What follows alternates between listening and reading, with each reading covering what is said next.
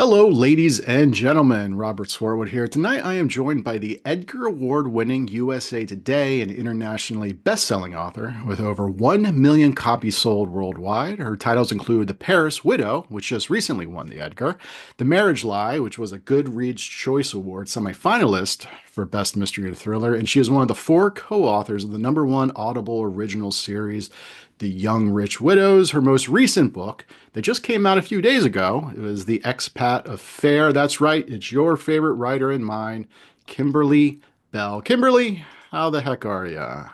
I am so good and so excited to be here. Thanks for having me. So, but honestly, I mean, you were like traveling just like a couple hours ago. So, how are you really?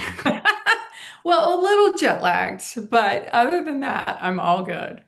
All right. Well, thank you. I appreciate that you made a sliver of your time for this because I know that you just had the book come out. Everyone knows that publication week, especially, is always crazy, especially when you have all these events and everything. So I do not want to keep you too long, but we definitely want to talk about the new book. All right. Before that, though, I don't know. I'm sure you don't remember this at all, but um, I met you. I want to say not last Thriller Fest, but the previous Thriller Fest. I saw you in the book room. I went over and said hi and thanked you because you had been kind enough to blurb my First Avery Bishop novel, One Year Gone. I And then I remember. told you, I almost felt like I was like fanboying over the fact like Dear Wife is still one of my favorite books. I Ah, told you how thank much I liked it. Again, I don't think you remember this at all, but I still think about that book. It's just a really, really well done book. And for anybody who hasn't read it yet, Dear Wife is amazing. Did you like, well, I mean, we're gonna talk about how you kind of started writing or whatever else, but specifically with Dear Wife, like, and I guess this kind of will jump to one of those questions about, do you really like someone who outlines or whatever else? Because it is a very, I mean, you're jumping around. Essentially, I don't want to give anything away, but essentially it's like two characters, but in the beginning we have another kind of point of view. And like, I don't know, like just in terms of the structure, like, was it one of those things that when you write a book like that, do you know from the beginning, like how much of it do you really know is going to happen, or do you have an outline, or is it mostly you just have a character, you have like a basic idea, and you just kind of sit down and you just kind of go from there and see what happens? So I love an outline. I write always from outlines. I spend a lot of time before I write even the first word coming up with, kind of a chapter by chapter, even sometimes scene by scene breakdown. But Dear Wife was one of those stories. I call it my gift from the writing gods because I was under contract for a book, but undefined. We hadn't really, it was my second book in the contract, and we hadn't really talked about what it was going to be. So I had pitched a different story. I don't even remember what the story was. I hit send on the email to my editor, went to bed that night, and at like 2 or 3 a.m., that story woke me up. And I laid there while the whole house was asleep and watched it play like a movie across the ceiling. It was the most bizarre, crazy, weird thing that has ever happened to me. And I wish I knew how to make it happen again because it was a fully formed idea that fell into my head. And I mean, you talked a little bit about the structure, and I knew because it's really a story about a woman who is being abused and who the story begins when she is making her escape. And so it's not really that unique of a premise. I mean, there have been a million books written about abused women who, kind of figure out a way to take back their power from their husband. Um, but I knew going in that it was going to be the structure that was going to make that book so unique. Yeah. And so I knew my characters, I knew how I was going to tell it, I knew what the big twists were going to be. And in the morning, I woke up. I fell back asleep at one point and I woke up the next morning and the first thing I did was run to my computer and send my editor an email. And I was like, scratch the one that I just sent you. I have a better idea. Give me a day or two to pull together, like just kind of a quick down and dirty thing about what the story is and how I want to tell it. And they let me, thank goodness, because, when you get an idea like that is just so that you're so excited about and completely fully formed, you have to honor it. So I was like, I was going to write that book regardless, but I was like, please let this one be my next one. And Yeah. luckily, she was good with it. Yeah, in terms of structures, I mean, I'm always a fan of books where it starts out leading the reader to think it's going to be like in one direction, and then all Hmm. of a sudden it kind of becomes something else. And that was something too where, and again, I mean, it's been out for a while, so I'm sure a lot of people have read it, but and I think, but I don't want to give any spoilers, but it's just I don't know. You do something really neat in that where you lead people to think it's One way. like one thing is going on, and then all of a sudden we get like a complete turn, and then it becomes so yeah. So that was a Yeah. really great book. But yeah, so let's go a little bit back further. Your very first, at least published novel was The Last Breath that came out from Mira in let me see here, what 2014. 2014. Yeah. So that was essentially what we're up to 11 years now. Now, Yeah. was that your just your first published novel, or was that your first like novel? It was my first published novel, the second one that I had written. So, Okay, so what can you tell us anything about like the first book you read? Was it the same type of genre?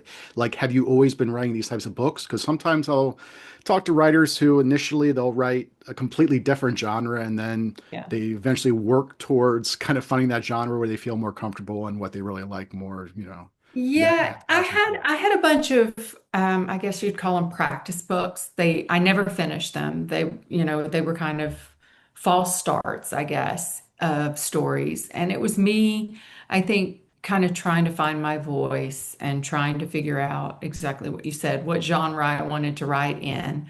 I love general fiction. I read a lot of general, well, less these days because I'm so thriller focused. But I read a lot of general fiction, women's fiction, and the last breath kind of, once I figured out my story for that, it kind of straddles that line between suspense and women's fiction. And my second novel did as well. And then at one point, after the second one, my editor came to me. I've been at Park Row. Well, actually, I started out at Mirror and then they moved me to Park Row. So it's basically the same publisher the entire time. And my editor said, we'd really love for you to fit more solidly in one of these genres. And we think suspense is that genre. And by then I had been at it long enough to know that when your editor says, can you do this thing for us? There's only one acceptable answer. And I was like, hell yeah, I can do it. And they said, great. What's your next story going to be about? And I was like, a plane crash? And they were like, and then what happens? I said, I don't know. Give me a minute. I'll come up with something. And that turned into The Marriage Lie, which still to this day has sold more than any of my other books, including Dear Wife. What do you, yeah, I mean, so I definitely want to talk about The Marriage Wife because that has been a huge book. What do you contribute? I mean, I know sometimes there's just really no rhyme or reason on why a certain book takes off, but at the same time, I do kind of feel like there are certain aspects that really appeal. And I'm starting to kind of suspect that having marriage in the title might be a big. Just thinking Yeah. of, Geneva Rose as the perfect marriage, like some of these Yeah. other books. Now, not every book that has marriage in the title is huge, but I would just wonder, like, especially when you're talking about like these types of suspense, there's usually like certain keywords. And this is like really getting into the weeds for people in terms of like publishing nerdy talk. But like, yeah, I mean, I don't know, like, do you think like, or like, was it just, I don't know, like, what are your thoughts? Like, just like, at the time, did you think it was a book that was going to do what it did? I knew it was a book that I loved. It was one of those stories that was really, I don't know, stories easy to write, but it was one of those that I just kind of I powered through. And as I was writing it, I was like, I think this is a really good story. So I was super confident in the actual story when I turned it in. I think it does have something to do with the marriage in the title, but also that was like as domestic suspense. So, like the marriage stories were really exploding on the scene. And I think it was, a combination of, a story that was a premise that was kind of unique in that, I mean, it was a plane crash story, but it was also the premise is a woman finds out that her husband has died in this plane crash from Atlanta to, I think, Seattle, the West Coast. But he had told her that he was going to be on a plane to Florida. So he was on a plane he wasn't supposed to be on. And the whole story is her trying to figure out why he was on that plane, what he was doing, where he was going, what's in Seattle, what was he hiding. So I think it was one of those premises that immediately conjures up all sorts of story questions for the potential reader. And then the domestic suspense, it was just like on the upswing, and I caught that wave. Yeah. I think even my publisher was a little surprised at how well it did. They kind of were scrambling behind the scenes when they saw how much interest it was getting, and so I don't think they were as prepared as I was either. Yeah. Yeah, and I guess again, kind of getting in the weeds of things for people who don't know, like sometimes, certain books that take off, there are books that publishers pay a lot of money for that put a lot of marketing behind, and sometimes those books just don't sell. And other books where the publishers don't do hardly anything, which is usually most of the time, like sometimes just really take off, and it is always really hard, and you got to ride that wave when it happens. So yeah, I mean that's incredible. So.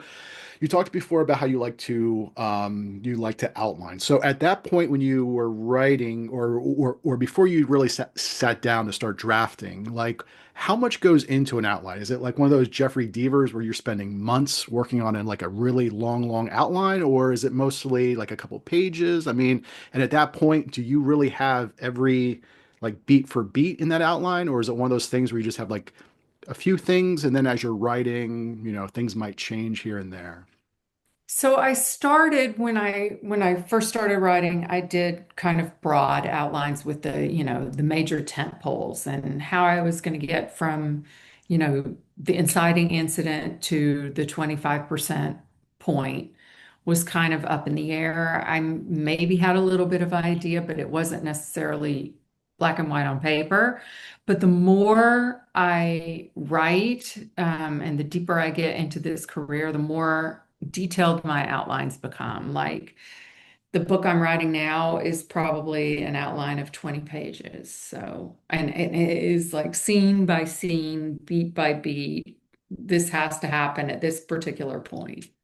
And when you're writing that type of outline, I mean, how long are you spending drafting like those outlines when they're that detailed? It just depends on because I always run them by my agent and my editor just to kind of make sure that I'm not missing something. There's no big plot hole here that I haven't seen, because it's easy to do. Um, so, if they're quick about getting me the feedback, we can knock out an outline in a month, maybe. Um, maybe two, but that's kind of it. And then by then I'm raring to start writing. So then, what's a typical writing day for you? I mean, especially once you have that outline in place, are you able to knock out a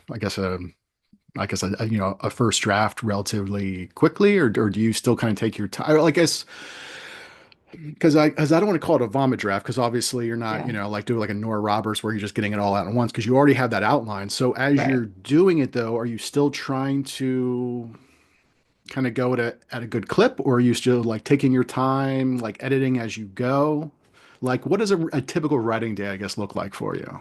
Yeah, I'm usually behind the computer all day, but I kind of lose steam at 2 or 3 o'clock, somewhere in the afternoon, and then I switch over to like all the socials and the emails and all the million other things that you have to do, promotion, um, that maybe you don't need your writing brain as much for. So, um, but I like to write in the morning. I like to, um, get a good stretch of maybe 4 or 5, 6 hours of real work on the story. Um, but I'm not a super fast writer because my outlines are very plot focused. I mean, I know my characters and I have a kind of an idea of what kind of person they are, but they really get formed, really formed as I'm writing and kind of, really figure out what makes them tick, what their, I have a general sense of their arc, but like the real nitty gritty of their arc, that happens as I'm writing. So I do need think work beyond just the actual words of the scene. Yeah. So in that instance, once you are writing these characters and the characters becoming more fully formed, do you ever find them kind of veering off of what you really want them to do in terms of like outline, or like are there times where like things might change as you're writing the book, halfway, like three-quarters of the way through? Occasionally things shake out a little differently, but my major plot points have always stayed the same. Yeah. And I think that's partly, like I said, my outlines are very plot focused, but I think, as I'm thinking about my characters and as I'm coming up with what kind of person would populate that plot, my subconscious is working. And even if I'm not like really thinking about character, um, my brain, somewhere in the back of my brain, I am. So they seem to work out. But occasionally I'll have a character that's just mm, maybe deeper than I thought she was going to be going in, or have a little bit of a different backstory so that I can, make sure that the plot works for her, things like that. Yeah. But it So still takes me like 6 to 8 months to write a first draft. That's not how bad. many drafts do you find you go through? I mean, like do you enjoy the editing process? I want to say like at least personally, it's always like a love-hate relationship. Like on one hand, I like it, but it's always like it can be very arduous. So like, do you? I don't know. I mean, what are your thoughts in terms of, or like how many like when you turn in the manuscript to the publisher, especially because you've already done all this outlining and everything else, like the do you get a lot of notes back typically, or is it just more of a case by case basis? So my agent is actually my first reader. I always make sure to work in 1 or 2 rounds with her.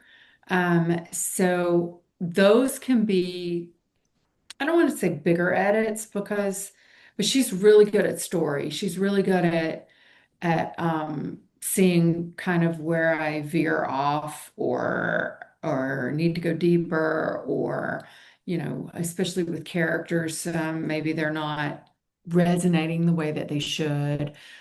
So I go through a couple of rounds with her. By the time it makes to my editor, I usually don't have tons of rewrites and edits to do, which is nice. I mean, like the first thing, I don't know about you, but when I excuse me, when I get my edit letter, the first thing I do is count the pages. I'm like, oh, 5 pages, we're good.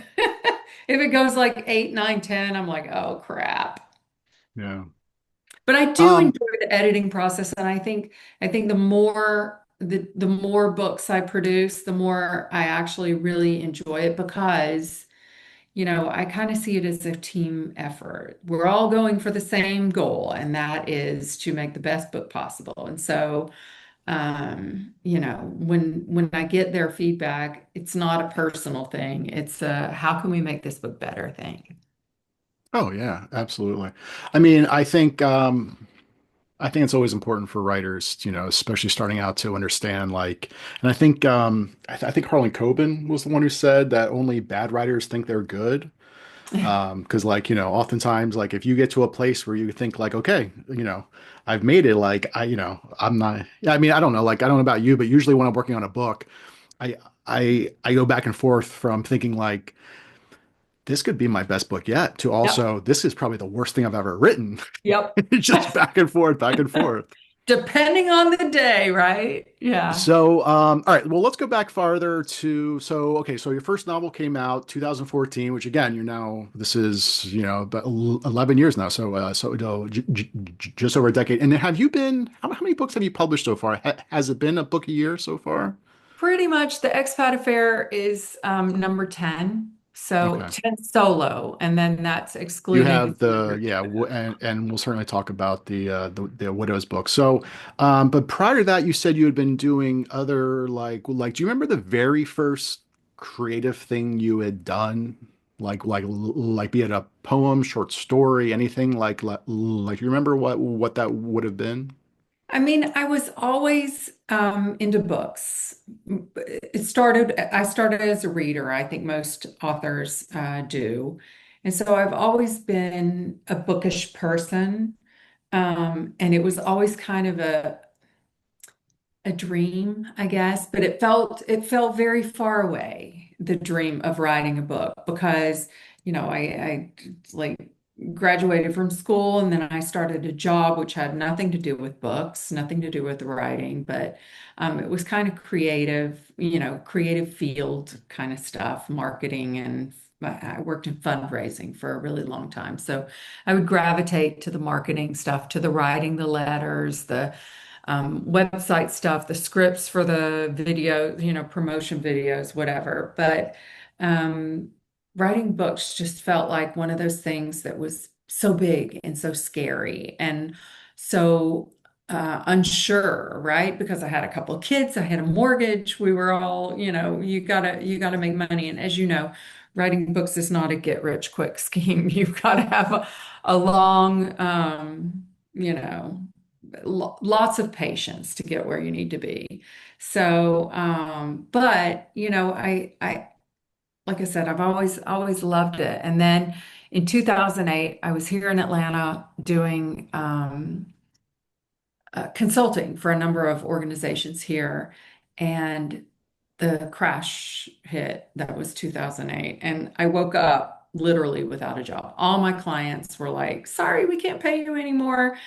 And some of them don't even exist anymore. It was that bad for the nonprofit sector. And so my kids were a little bit older. I had a little bit more freedom financially. And I was like, okay, well, I could go out and find another job, but maybe this is the universe giving me a nudge. So I decided to see it as an opportunity. And I was like, I said to my husband, I'm going to write a book.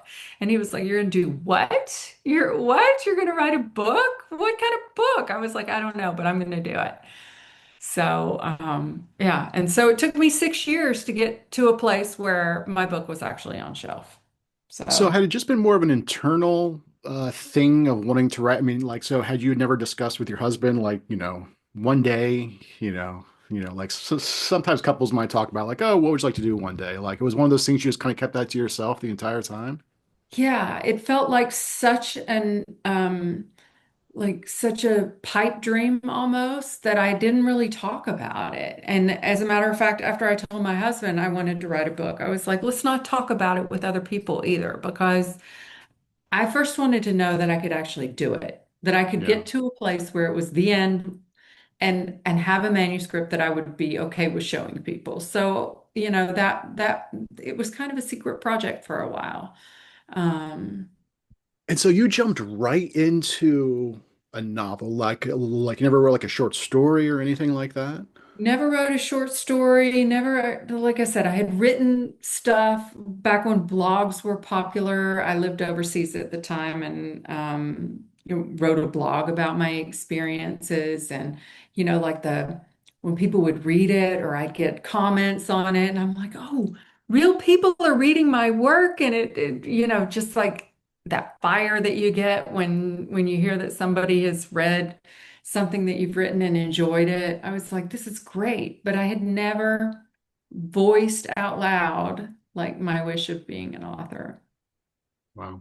Do It's, you I think remember it's like, also a little bit of the author insecurity stuff, right? I yeah, wanted to be sure first that I could do it because, well, as soon as you go out and tell people before you're published, I'm writing a book, then every single time they see you, they're like, when can I buy your book? Where's your book? Do you have a yeah. publisher yet? When's it going to be out? Yeah, no, I oftentimes prefer not to let people know that I'm a writer See? because it's always that Danielle I think of that Danielle Steele story where, like not even that long ago where, she was already Danielle Steele, she was at some type of party and some surgeon came up to her and was like he's like, "Oh, are you like basically like, oh, are you still a writer?" And she was like, "Oh, yes, are you still a surgeon?" or something like that or whatever. So like, do you remember what that? I mean, I'm sure you do, but like, can you talk about like for that 6 years, like what that book was? I mean, you don't tell us like everything about it, but what type of genre was it? You know what I mean? Like, I first started like I guess it was officially women's fiction kind of stuff, and you know it. But I spent also a lot of time like because I sat down to write a book in 2008-ish, and then I was like, I have no idea what I was doing. So I spent a lot of time reading up on how to structure a story, how to build character, how to, all the millions of things that you have to know to write a book.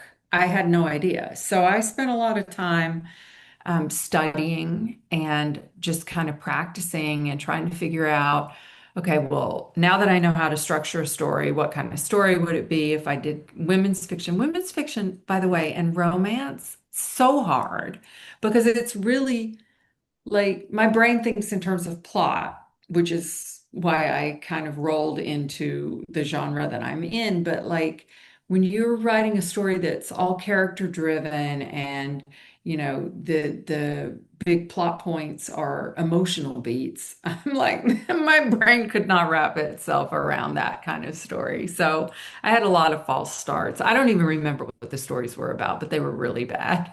yeah. So were you reading like studying like craft, like writing craft books, like I mean, not necessarily this one, but like like Stephen King's On Writing, like those types of Yep. books, or Read were it. you, and like what were you also reading at that time? Was it just a lot of women's fiction?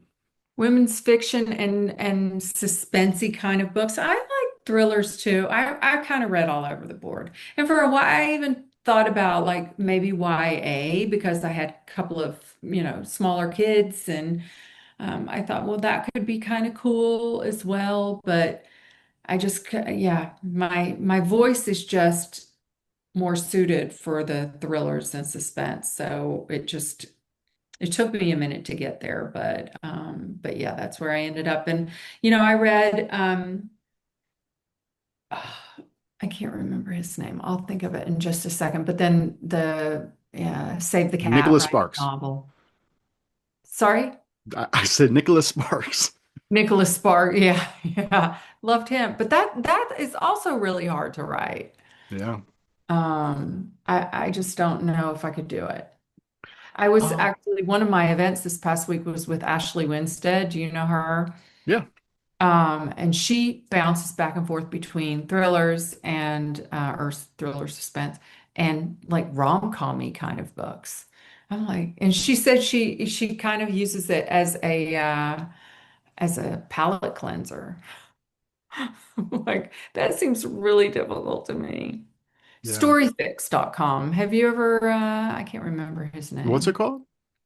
Storyfix.com, and his name is Larry Brooks. And he like talks about how to structure a novel and the big tent poles, and he has a whole you know kind of books that you can download, and they just it just made a lot of sense to me. It's called story engineering, story physics. It just really my brain could wrap itself around the way that he described structuring a novel. So, Oh, very cool. So for people who want to check out, you said it was storyfix.com. yep, yep, yep. Okay, cool. And So, Save the Cat writes a novel. Have you used that? no, but isn't there something similar for like screenwriting? Like, Yeah, okay. it was actually Save the Cat was a screenwriting book that was so popular, and a lot of novelists used it because of it. It does talk about beats and kind of a gives you a structure how to build a story. Start thinking about this, then you think about this, and then So he ended up, or she, I actually don't know, ended up writing a book specifically for novels as well. Oh, okay. Very cool.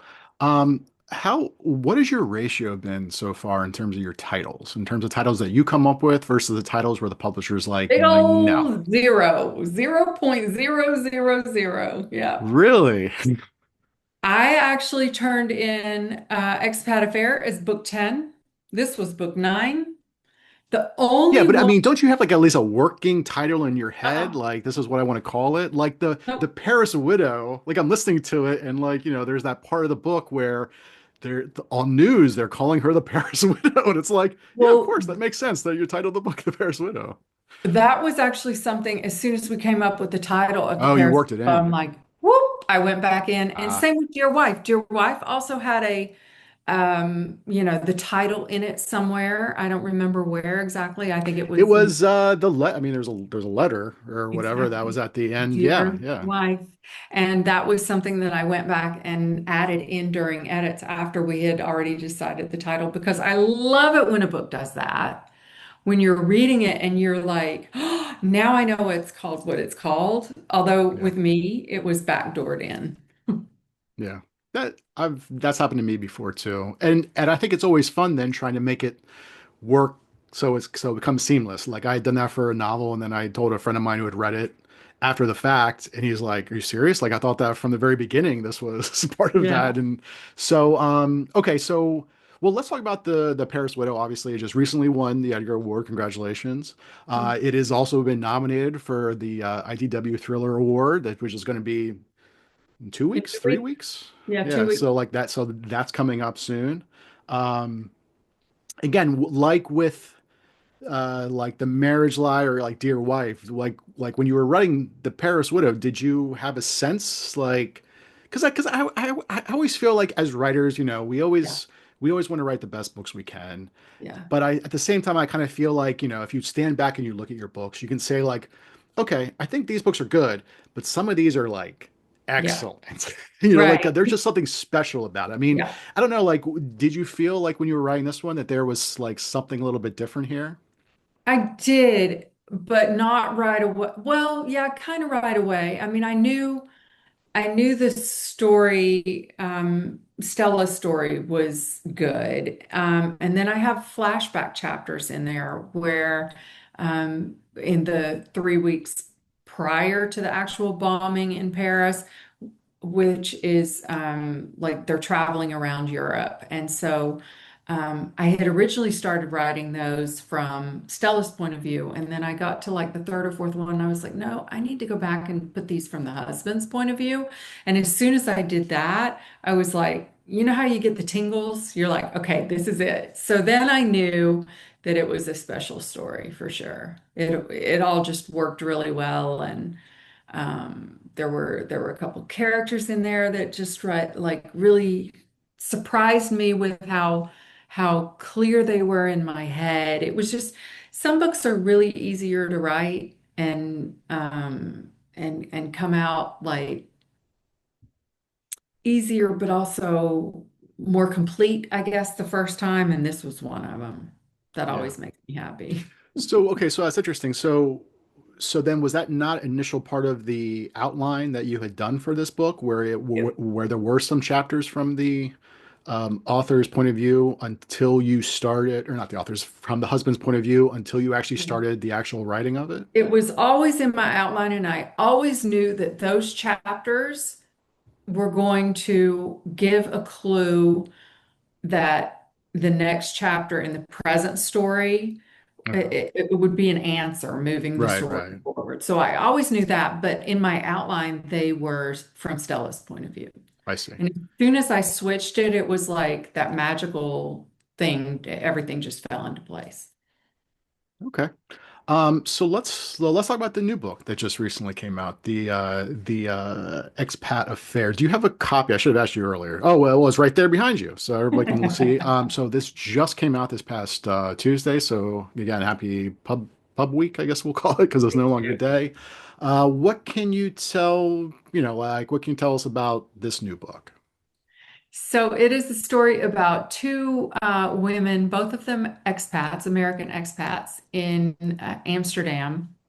And one of them, the one who's like literally fresh off the plane, has a date slash one night stand with a man. She wakes up the next morning to find him dead, obviously murdered in the shower.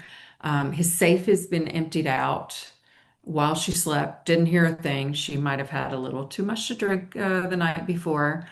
So she slept through the whole thing. And then she finds herself like basically the prime suspect. So for a crime that she didn't commit and has no idea what happened. So while she's working to clear her name, there's another woman named Willow. She crosses paths with, and Willow has lived there a little bit longer. She's married to a Dutch man. They have a child together, but she also has her own secrets to protect. You know, both women are kind of fish out of water in this place where they don't completely understand how things work and who to trust in a city that's thousands and thousands of miles from home. But they're both going to have to figure it out really quickly. Very cool. So is this now you live in how long have you been also like a part of your time been living in Amsterdam?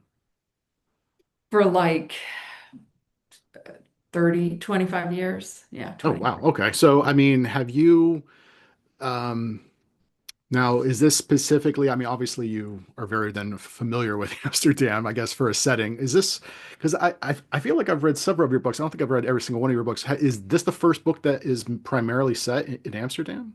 Yes. And as a matter of fact, I have been pushing for an Amsterdam book for many, many books now, and I kept getting shot down. My publisher was always like, "You're so good at the Southern thing." I mean, most of my other books are set in or around Atlanta.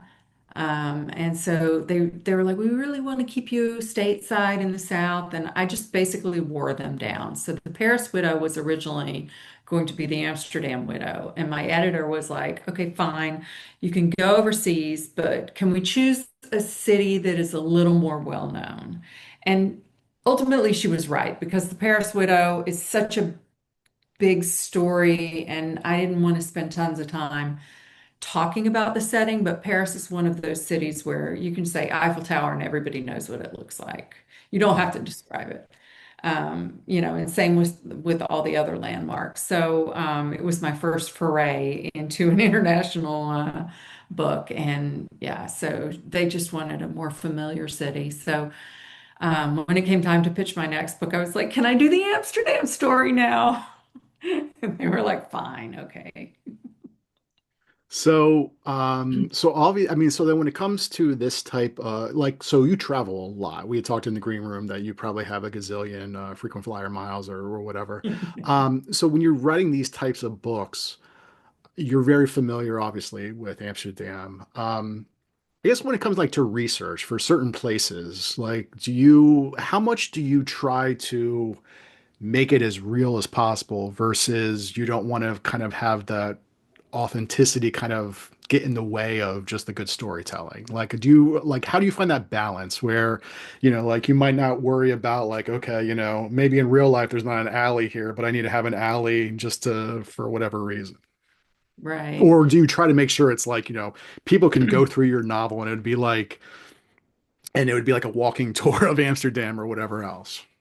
Yeah, I in Paris, for example, the square where the bombing was, that was fictionalized. I chose a place on the map. I gave it a totally different name because I didn't want people who maybe live on that square to like freak out. I don't know. I just thought for a bombing, a fictional bombing, let's give it a fictional, a square, a fictional square. So I'm not 100% committed to the actual map of Paris when I'm writing The Paris Widow. Amsterdam is a little, I'm thinking through the story. I think, well, actually, no, that's not true either. I was going to say everything is correct, but I actually moved a couple of buildings around just because it worked better for the story. So it doesn't have to be precise. And people who know Amsterdam might read it and think, "Hey, that's not exactly where she said it is." But it is a fictional story, so I don't mind that in a story when things move around a little bit. So I do it too. Yeah. So this obviously just recently came out. It's available in ebook, audiobook, hardcover, paperback. When it comes to the audiobooks. Do you have any say? Like, are you an audiobook fan? Do you like have like certain narrators that you like, try to champion, or is it mostly just the publishers like, okay, like, here's the narrators and you just kind of move on? I do have, some who have read more than one of my books, so they do kind of float to the top. But usually, my publisher, because HarperCollins has their own, recording arm, I guess, and so they know who's available, and so they'll give me for each point of view character, they'll give me maybe four or five to choose from. Um, yeah, so I do have some say, but I don't have all the say. Yeah. Well, speaking of audiobooks, let's talk about the Young Rich Widows. Well, it's a series right now. There are two books. And is it a state secret? I mean, can we talk about how there's potentially other ones coming out? Is Yeah, that yeah, no, okay? we're contract. It's a series of four, which when we started it, it was always because there were four main characters. It was always going to be four books, and we kind of hammered out in our heads at least what the full story arc was going to be and how it would end. So we have turned in number three. It is finished. It has just been recorded or is being recorded now. And so it'll be out the end of August on Audible exclusives. And then a year later, it'll come out in paperback and ebooks. So there are officially three books now and one more we have to write.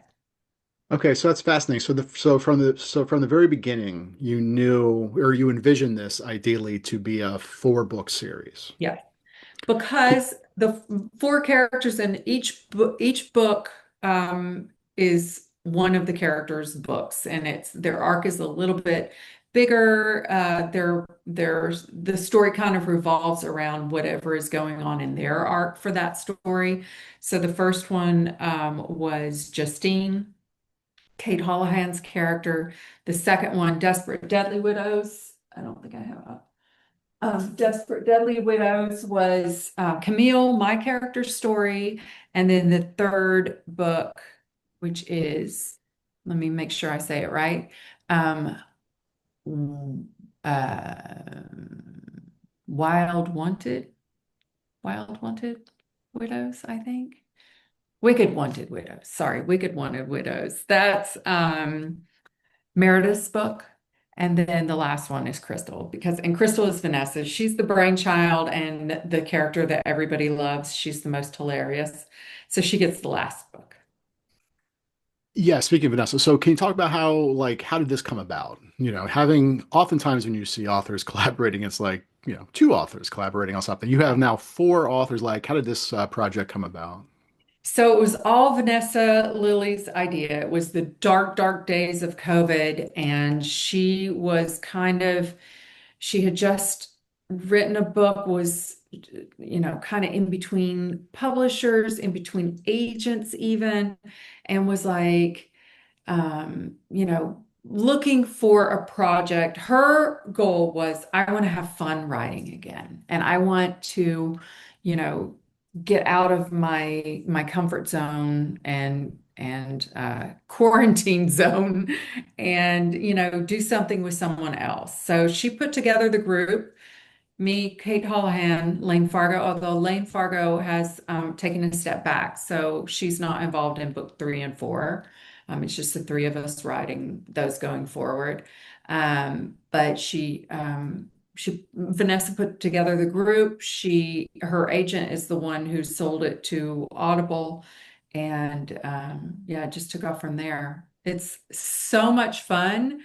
Because as you know, writing a book is a very solitary thing. You're in a room by yourself with some voices in your head. And if you run into any plot problems, you have to figure them out yourself. But when you have three or two other authors that you can, text or call or whatever, it's just so much easier to hammer out. And every bit of the process is easier. And so Do you know like the other authors are they also big kind of outliners? Like, was this an idea or because I imagine, when I talk to other authors who have collaborated in the past, sometimes they come from a background where they like to just kind of wing it as they go. And then obviously you can't really do that when you're collaborating. So I mean, how long did that initial from, I guess, the initial seed of this is kind of the basic idea to okay, we sold like I guess when you sold it, did you have to have the entire outline? And sometimes publishers really want to know like beat for beat, like, okay, like how's it end? Like I just got that recently, like, who's the killer? And I'm like, I'll figure it out when I'm writing it. I don't I don't know right now who the killer is. Yeah. Yeah, no, when we sold it, we hadn't written it. We had each written one chapter so that they would get like kind of an idea of the four characters' voices. And then we had an outline chapter by chapter, but maybe a paragraph per chapter. So not Hmm. super deep. But we had the whole story there. And then once we got the green light, we hammered out a much more detailed outline. We kind of, went through chapter by chapter and thought about, okay, what else has to happen? Who are our other characters? Who else are we bringing into the story? Um, and Kate, who is, well, all of us are very much into outlining, but Kate is like, she's color coding everything and making it all pretty. And so we had a really, really strong outline. And that's just how we've always worked. And it was kind of luck. Um, because we didn't really talk about it beforehand. We didn't say, hey, are you a plotter or pantser? How do you write? What's your process? But it turns Hmm. out we all like to be organized, and you have to be organized, like you said, when you're collaborating. So it took us probably, gosh, I don't know, a couple weeks, 2 weeks of like full day Zooms because, like I said, this was COVID. We were all in our houses and we live all over the place. Like Lane's in Chicago, Kate and Vanessa. Well, Vanessa's in Rhode Island, Kate in Jersey, and then me here in Atlanta. So we would do like day-long Zooms and just go through the story beat by beat, chapter scene by scene. And then once we started writing, we were each writing a chapter a week. So we wrote these books in like 8, 9 weeks. Okay, yeah. I mean, that's gonna be my question. Like, you had like a writer's room type thing where you guys were all on Zoom Yeah. discussing the characters. Was there ever well, I don't know, like was there ever like some sticking points where certain authors kind of like wanted the story to go one direction or thought a character should do one thing, and there were arguments, or were you guys pretty kind of chill about, Yeah, like no, how did it work out? we all had a very clear and similar vision for the stories and for the not just each individual story, but for the whole series. So we were all immediately on the same page when it came to that. And then we agreed going in, like, each of us is the ultimate authority on our character. So if I said Camille wouldn't do that, then discussion was over. We didn't have to argue. We didn't, and when it was, because we would upload our chapters every week to a Google Doc that just kept growing and growing, and we would each edit each other's chapters. We'd go through the chapters. But if Vanessa wrote a line that Camille said, I had full freedom to go in there and, tweak her dialogue, put it in a more Camille's voice. I mean, that was all me. And nobody ever pushed back on stuff like that. And when you were working on this book, were you also like, how were you fitting it in? Because you were typically, at least with your solo author books, it's like a book per year. And you had mentioned before kind of like how long it typically takes you. So like were there times where you were having overlap, where you were working on, this series and then also your own standalone? Yeah, every single book has been overlap, which I I kind of worried about it at first, but what I've discovered is that it actually works in my favor for both books because if I get tired of one book, like I had a chapter a week for Young Rich Widows, and I probably don't write. I maybe write a chapter a week for my solo books, but usually it takes me a little bit longer for a chapter.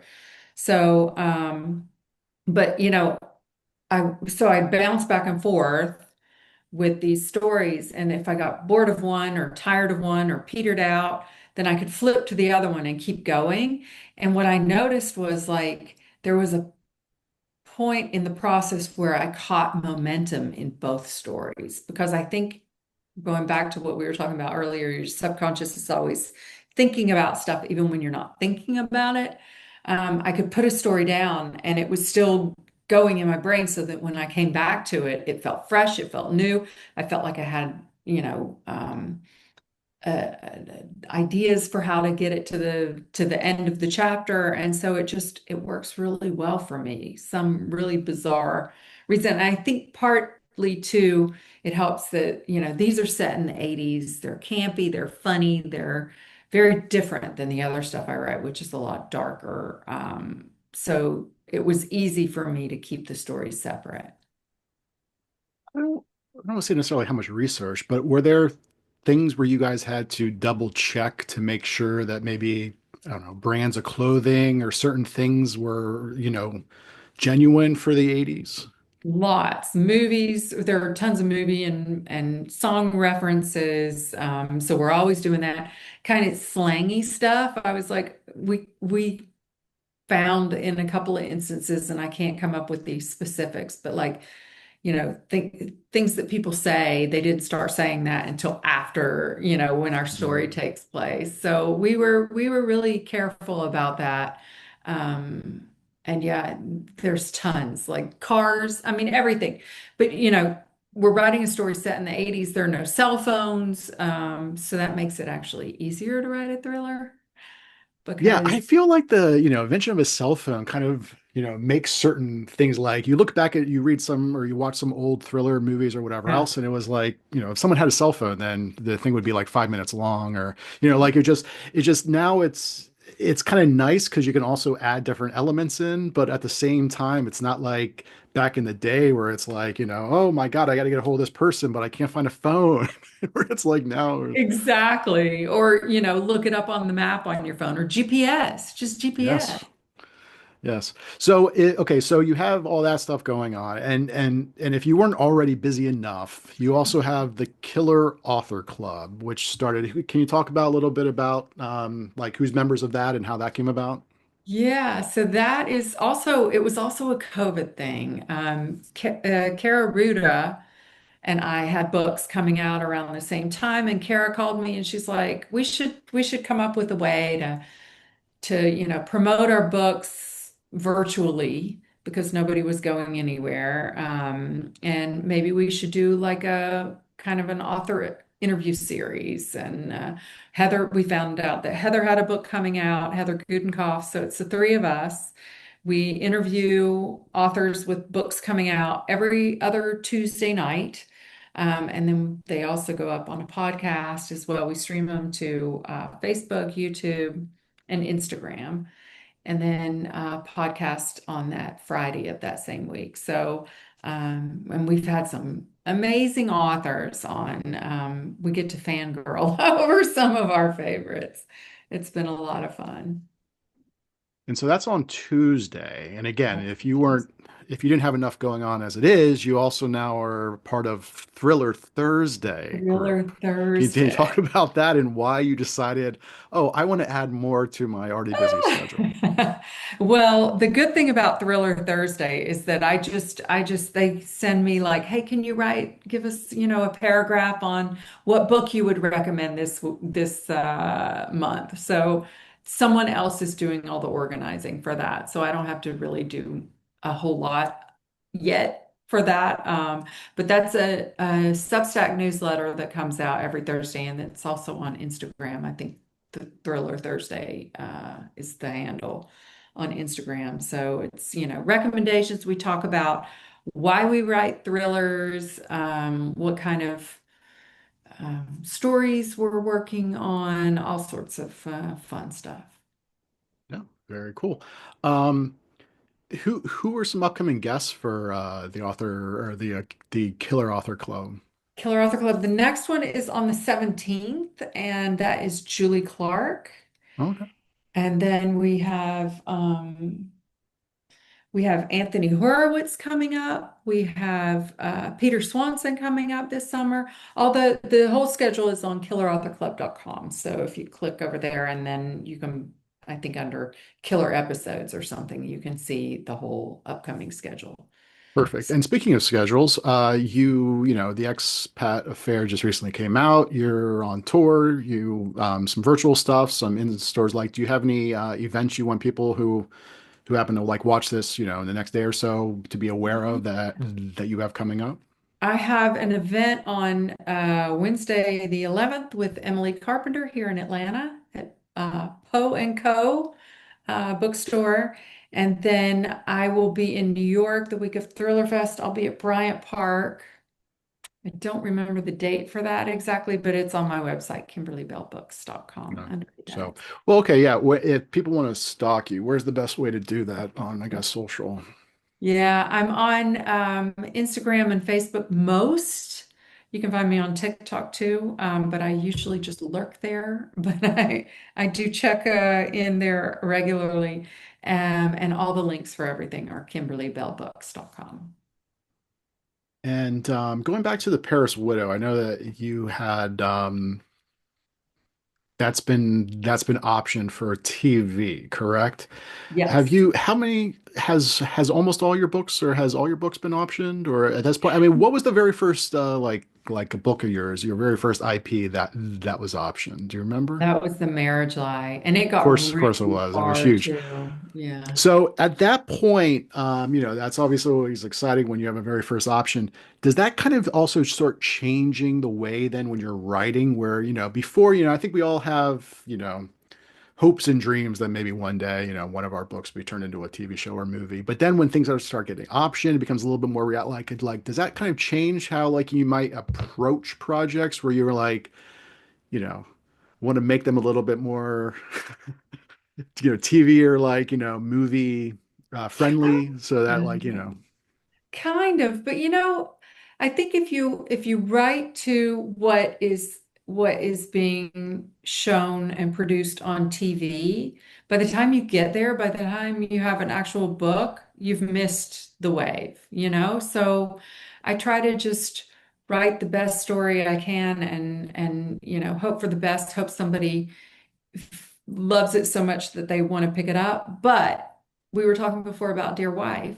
Dear Wife got option two and it fell apart because how do you film that? I think it's possible. You know what I You mean? do? Like, I think you could do it in a way. Like, I don't know if Department Q just recently they just did a US version, I guess, on Netflix or whatever, and the pilot episode is done in a very clever way. You know what I Mm. mean? Like the way that they do it. So when you get to the end of it, you're like, of course, so again, yes, it's tricky. I don't know. Like I've always been amazed sometimes by certain showrunners or directors, like how they manage to make things work. I mean, even Yeah. look what they did, with the Gone Girl movie. They made Yep. that pretty, well, of course, Gillian Flynn wrote the script, which speaking of which, like, is that anything that you have interest in? Like, have you ever, wanted to sign on to like do an adaptation of any of your books? No, that feels like, first of all, it feels like a whole different skill set. Um, I just don't I don't think I have time or energy or the will. Yeah. Yeah. I No, I you were kind of very, very busy. That's for Yeah, sure. and I kind of am like, it is it would be handy, I guess, because as soon as you have something optioned, you're basically, and I'm not a sports person at all, but this is the analogy I'm going with. You're handing the football to somebody and hoping they can carry it across the finish line, but you really lose all control over carrying it yourself, right? Or you you Yeah. can't even you can't even give them a little nudge here and there. So it would be handy. Maybe I'd get further in the process if I uh, was more involved. I don't know, but it seems really overwhelming to me. Like Kate, one of my co-authors, that's her thing is film and TV, and she loves it. But like talking to her and hearing her talk about it, she's so good at it. She's such a good hustler, but it feels just overwhelming to me. Yeah. Yeah, I mean, publishing is pretty crazy and awful, and film TV is even worse. So, but yeah. So again, Kimberly, I don't want to keep much more of your time. I know you're probably, you just flew in today in time for this interview. I appreciate it. I'm sure, you're probably flying out very shortly to go to another thing. Yeah, no, Um, I'm here for a minute. I'm oh, gonna that's good. hang here in Atlanta and then I'm gonna go see my parents. They live in Tennessee and then go to New York for Thriller Fest. That's my next big And I trip. will see you at Thriller Fest. What panels are you on? How many panels? Are you on any I'm big just on ones? one panel and it's Saturday. It's the panel actually I don't know what it is. I don't remember. Yeah, I don't know my panel is, although I'm sure you have a better time slot than I do. I have an 8 a.m., which is never Oh yeah, fun. no, I'm in the afternoon sometime. Lucky. So, all right. Well, again, the newest book is The Expat Affair. Everyone go check it out. Go check out all of Kimberly's books. The Marriage Lie, the Paris Widow, and of course my favorite, Dear Wife. Yeah. So again, Kimberly, thank you so much for hanging out, and we will Thank see you. everybody next time.